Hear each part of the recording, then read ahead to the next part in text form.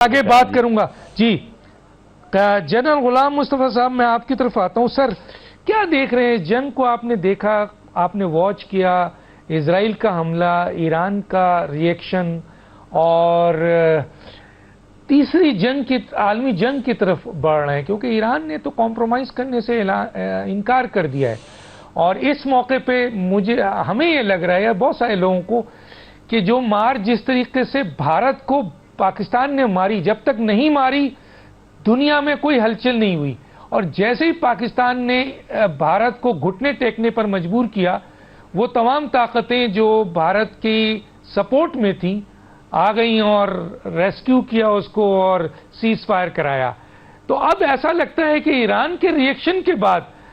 کافی طاقتیں انکلوڈنگ امریکہ بھی ایکشن میں آ گیا ہے۔ کیا کہیں گے؟ جس طریقے سے ان کے 200 جہاز آئے ہیں اور واپس چلے گئے ہیں اور ریفیولنگ بھی کیا انہوں نے، رستے میں اسٹاف بھی کیے ہیں، تو یہ پاسبل نہیں تھا۔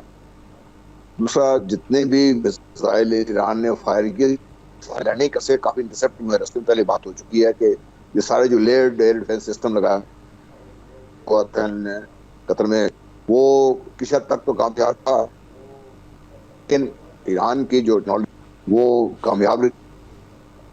اسرائیل کو ابھی دکھ پہنچنا شروع ہو گیا ہے۔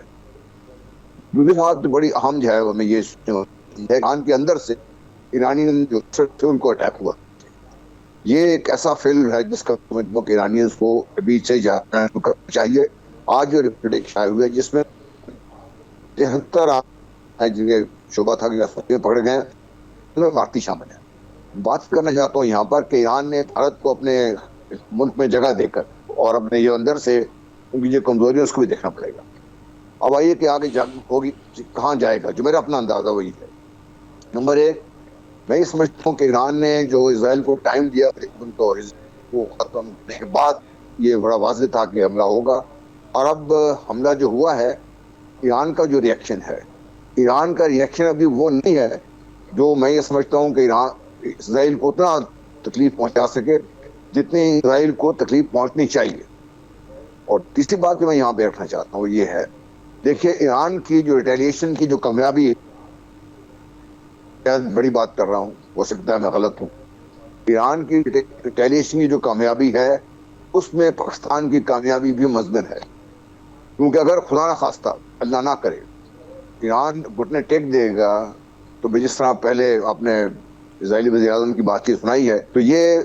ایران کی کامیابی کے لیے ہمیں دعا بھی کرنی چاہیے۔ جو انہوں نے کیا ہے کام اس کو اللہ کرے اور بڑھے بھی وہ، اور جس طریقے سے انہوں نے اپنے آپ کو دوبارہ جو ریزیلینس دکھائی ہے، میرا اپنا خیال یہ ہے کہ ابھی ان کا جو ایک خیبر میزائل ہے جو ری انٹری وہیکل علاقوں میں ٹارگٹ کی جا سکتی ہے، جس کو جو سارا جو دفاعی نظام اس کو توڑ سکتی ہے، اگر وہ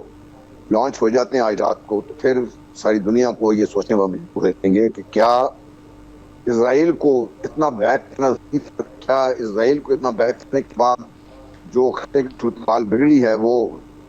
ان کے سنبھالنے سے سنبھل جائے گی اس میں، کیونکہ کا خطرہ کسی وقت بھی ہو سکتا ہے، کیونکہ اسرائیل بھی اس وقت پاگل ہوا ہے، اور اگر تکلیف پہنچتی ہے تو وہ کسی حد تک جانے کو بھی تیار ہو سکتے ہیں، جس میں جس طریقے سے انہوں نے ایران کی نیوکلیر فیسلٹیز پہ اٹیک کیا۔ آج صبح میں آئی اے کی رپورٹ پڑھ رہا تھا، جس میں انہوں نے شبہ ظاہر کیا کہ وہاں پر کچھ کنٹامینیشن کے شبہات ہیں، نیوکلیر فیسلٹی پہ اٹیک ہوا ہے۔ تو اگر اسرائیل اس حد تک جا سکتا ہے تو اسرائیل کل کو کچھ بھی کر سکتا ہے۔ تو اس لیے میں ابھی تک کسی طرف کو کمنٹ کرنے کو تیار نہیں ہوں، لیکن مجھے ڈر یہ ہے کہ اسرائیل اپنے پاگل پن میں دوسرے کے ساتھ مل کے، اور یہ میں ایک بار پھر میں بات کرنا چاہوں بڑے دکھ سے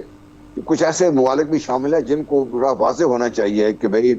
اس وقت اسرائیل کی طرف جھکاؤ کی ضرورت نہیں ہے، اس وقت ان کو اگر نیوٹرل نہیں ہو سکتے، ایران کو سپورٹ نہیں کر سکتے، کم از کم نیوٹرل ہو جائیں، ورنہ نقصان سب کا ہوگا۔